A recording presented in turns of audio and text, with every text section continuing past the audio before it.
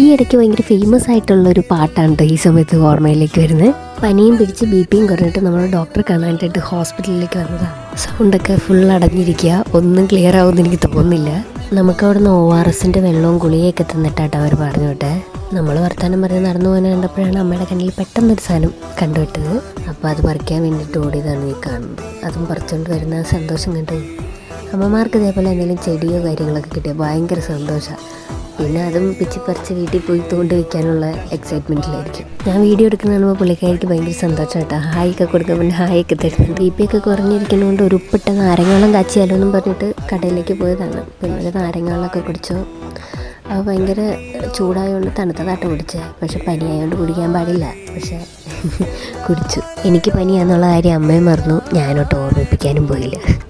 എനിക്ക് വളരെ ഇഷ്ടപ്പെട്ടൊരു കാര്യം എന്ന് പറഞ്ഞാൽ നമ്മുടെ ഏറ്റവും അടുത്തുള്ള ഗവൺമെൻറ് ഹോസ്പിറ്റലാണ് നമ്മൾ ഇതേപോലെ ചെറിയ ചെറിയ അസുഖങ്ങളൊക്കെ വരുമ്പോൾ കൊണ്ട് കാണിക്കാറ്. ഒരു പ്രൈവറ്റ് ഹോസ്പിറ്റലിൽ പോയി എങ്ങനെയായാലും 10,000 രൂപ ചിലവാകുന്ന സ്ഥലത്ത് 5 രൂപ പോലും ഫീസ് വാങ്ങിക്കാനാണ് ഗവൺമെൻറ് ഹോസ്പിറ്റലിൽ നല്ല മരുന്നുകൾ പ്രൊവൈഡ് ചെയ്യുന്നത്. അപ്പോൾ ഇന്നത്തേക്ക് ഇത്രയേ ഉള്ളൂ. സബ്സ്ക്രൈബ് ചെയ്യാൻ മറക്കല്ലേ.